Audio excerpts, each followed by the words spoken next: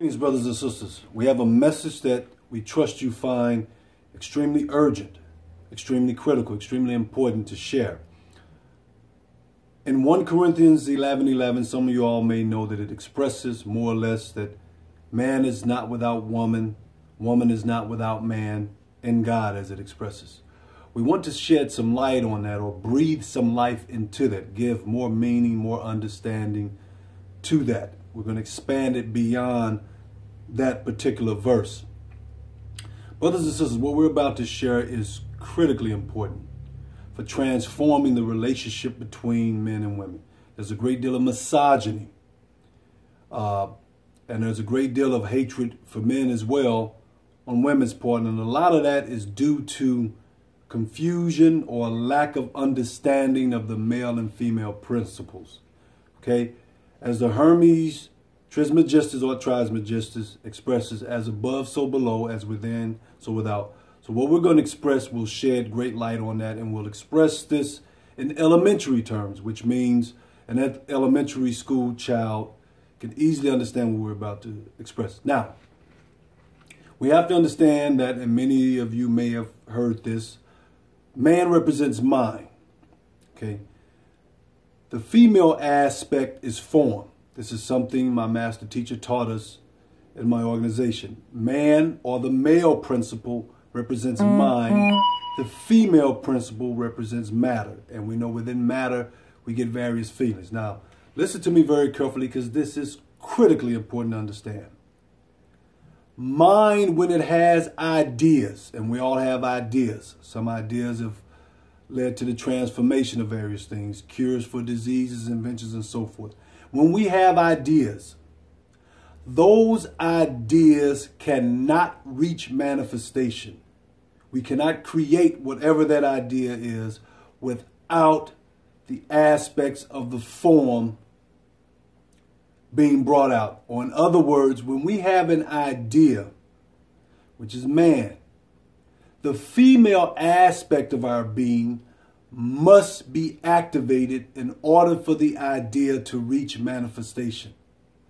It is impossible to have an idea without that idea to some degree permeating the form and there being some level of feeling derived from that idea. That feeling is what compels us from the idea itself to manifestation. Otherwise, we would just be lazy. We would procrastinate. We would not move on that idea. That, brothers and sisters, is the relationship between male and female, which is also mind and matter. Okay. Again, we cannot reach manifestation of our idea if we don't go through the female aspect of our being. And that goes for male and female. So if Brother Osiris has an idea, and the stronger or more powerful, or the more the idea resonates, the greater effectiveness will be brought out of the form. It's impossible for me to have an idea without my form being activated to some degree. There's going to be some sort of feeling, some sort of eagerness in me to manifest my idea. That is the female aspect of my being activated. So if I can put what I'm expressing in allegorical terms, the male part of me is saying, I have this great idea. The female aspect of me, which again is the form. And we know that there are feelings, emotions that permeate the form. It is saying, okay, Osiris, you better get busy working on that idea, because the people can use that. Your invention, your creation, your cure for a disease, whatever it may be. So that's the wisdom behind the expression that man is not without the woman is not without man. You cannot have an idea, brothers and sisters, without there being some culmination, some upwelling of feeling in the form to compel you from the idea to manifestation of the idea.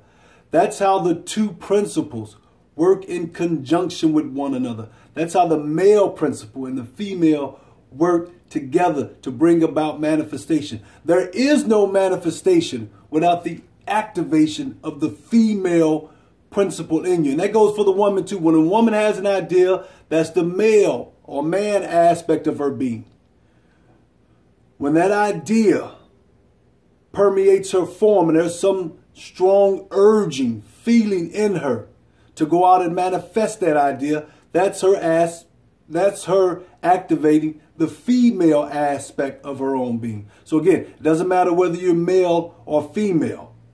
Now, the female aspect of our being is what gives us wings. And this is one of the motivations, I should put it this way, that's the wisdom, or part of the wisdom behind most angels being depicted as female.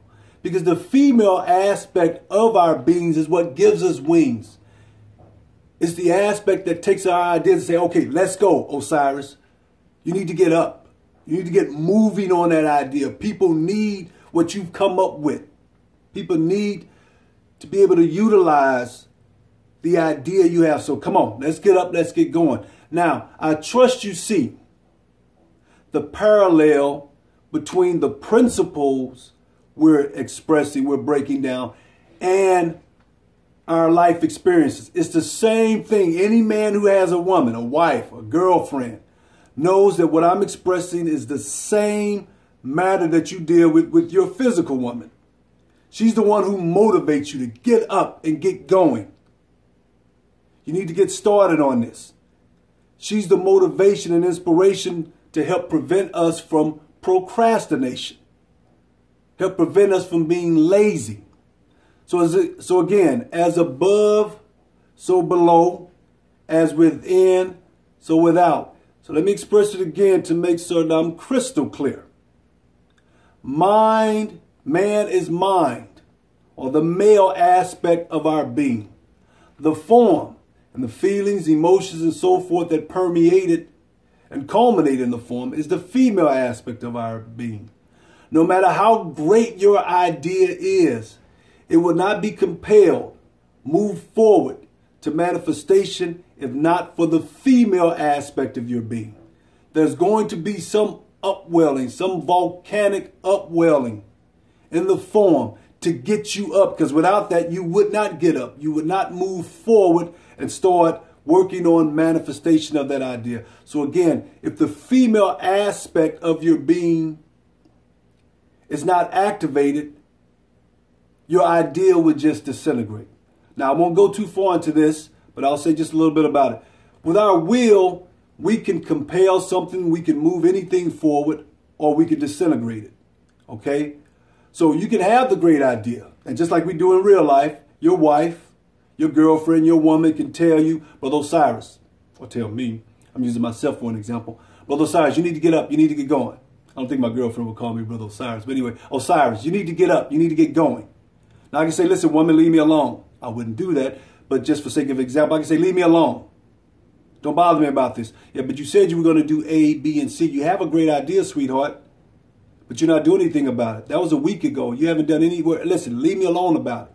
So I can use my will to suppress or subdue the great idea I have, just like we do in real life. But the female aspect of my being and my physical female counterpart has done her job.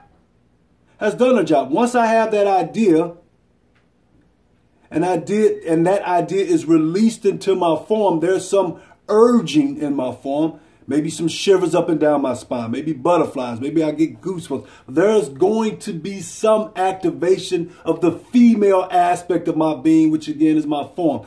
That's what is compelling me to go forward, to manifest my idea, to create whatever it is, to create my idea. The same thing in real life. My female who's there for me and with me is going to compel me, Osiris, you need to get busy. You need to get started working on that great idea you have. But again, I can block it out if I want. I can suppress it, tell her to leave me alone. Or if I'm wise, I will listen to her and I will move forward.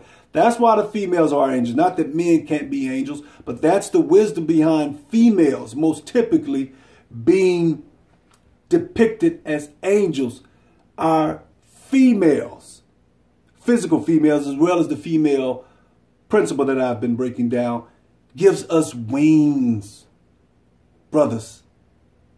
Our ideas sprout wings and we fly with them.